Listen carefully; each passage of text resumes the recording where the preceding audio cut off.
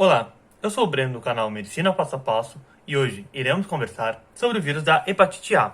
Mas antes da aula começar, eu gostaria de pedir para que você já desse um like no vídeo, se inscrevesse no canal e considerasse se tornar membro, para assim valorizar o meu trabalho. O vírus da hepatite A, ele é geralmente descrito como um pequeno vírus que não possui envelope, com um capsídeo com simetria icosá deltaédrica. Porém, estudos de 2013 demonstraram que existe sim uma forma desse vírus denominada um quase envelope, que então esse vírus será circundado por uma membrana celular. Ele irá possuir uma forma nu e ele irá possuir uma forma com esse quase envelope. Aquilo que é a forma do vírus que é responsável pela propagação no interior do indivíduo infectado é a forma que se encontra com o quase envelope. Porém, a forma que causa a transmissão orofecal é a forma do vírus nu. A perda do quase envelope ocorre por causa da ação da bile, que iremos observar que ela funciona como um detergente e assim vai dissolver esse quase envelope lipídico. E então a forma não envelopada será encontrada nas fezes, então será responsável pela via orofecal. Do ponto de vista molecular, este vírus ele possui uma estrutura típica dos picornavírus, que ele irá possuir então, o seu genoma será composto de um RNA, a único filamento, a polaridade positiva, que vai funcionar como se fosse um RNA mensageiro. Ele irá possuir uma proteína denominada VPG na extremidade 5' que irá estimular o recrutamento de fatores de início da tradução dentro das nossas células.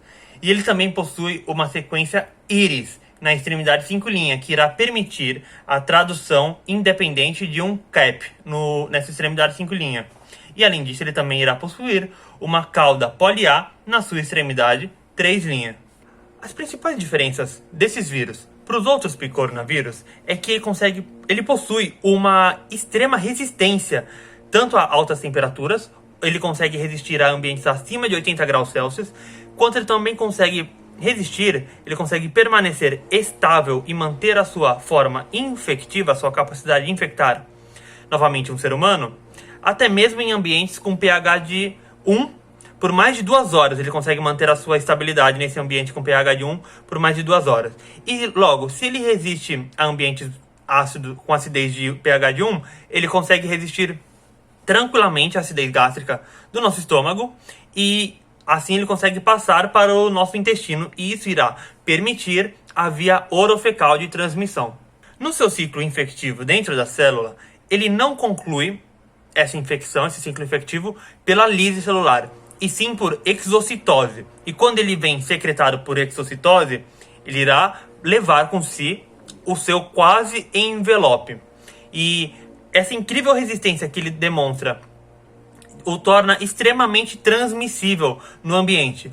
Ele consegue preservar as suas características infectivas tanto em águas, no solo, e ele também consegue causar infecções nos seres humanos usando como um vetor moluscos contaminados.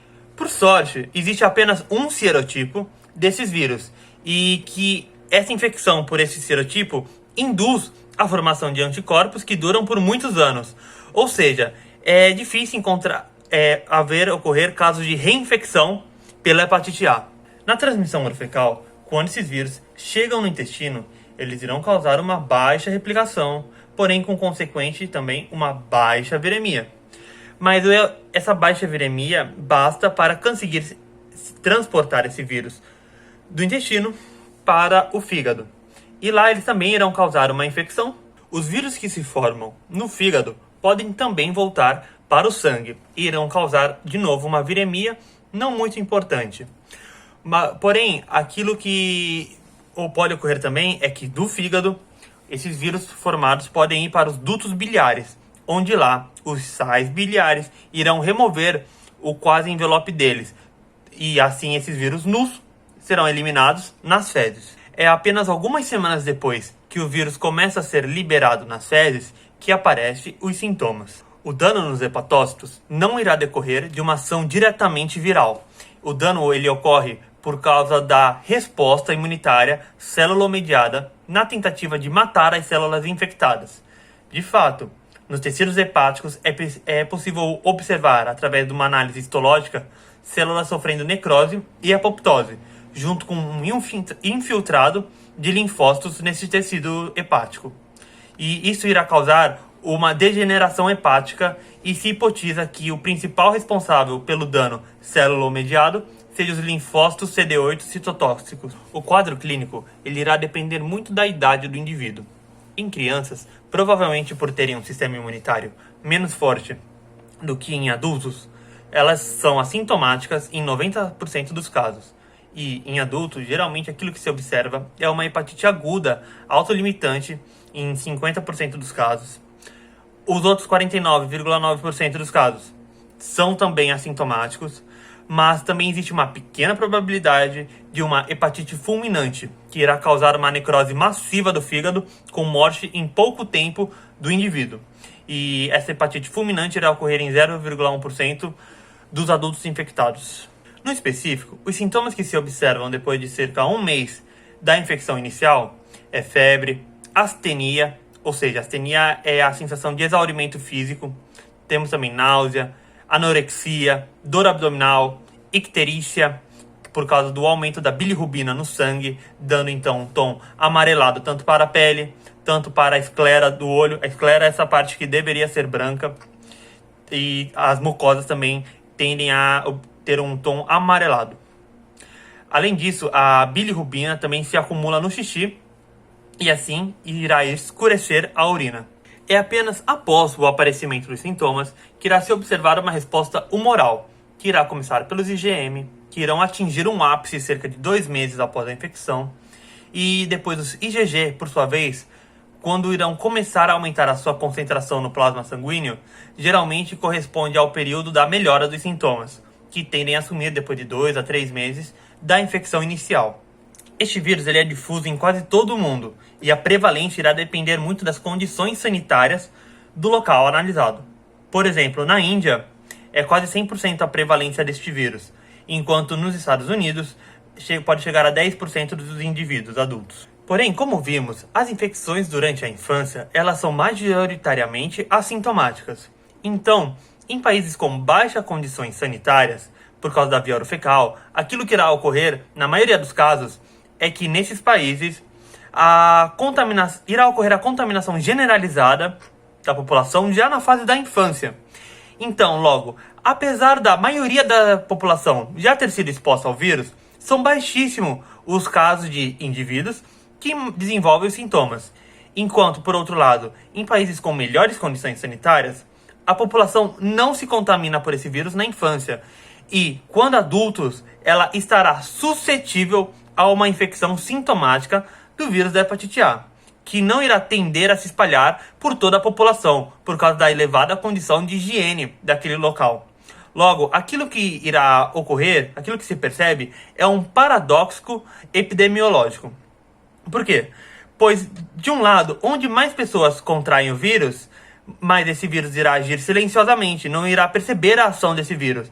Enquanto, do outro lado, apesar do vírus circular bem menos, iremos observar mais sintomas.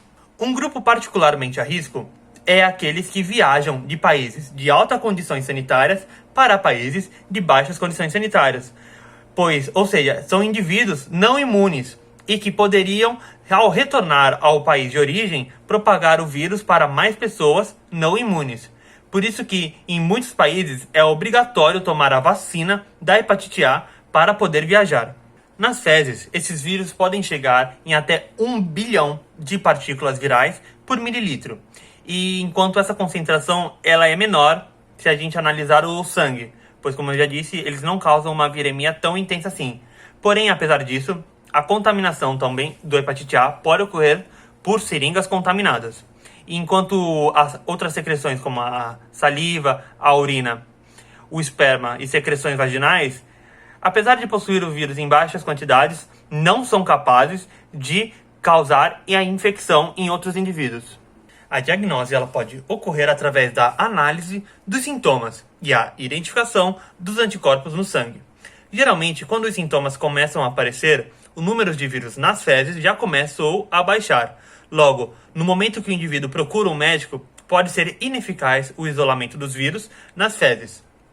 Aquilo que se pode medir também é o nível das transaminases no sangue, que são enzimas hepáticas, que são liberadas na corrente sanguínea após a morte dos hepatócitos. As formas de prevenção consistem em aumentar os níveis sanitários das regiões e lavar bem as mãos, alimentos e, principalmente, a principal prevenção é a vacina, que em 2 doses conseguem já garantir uma proteção pelo vírus da hepatite A por cerca de um período de 10 anos.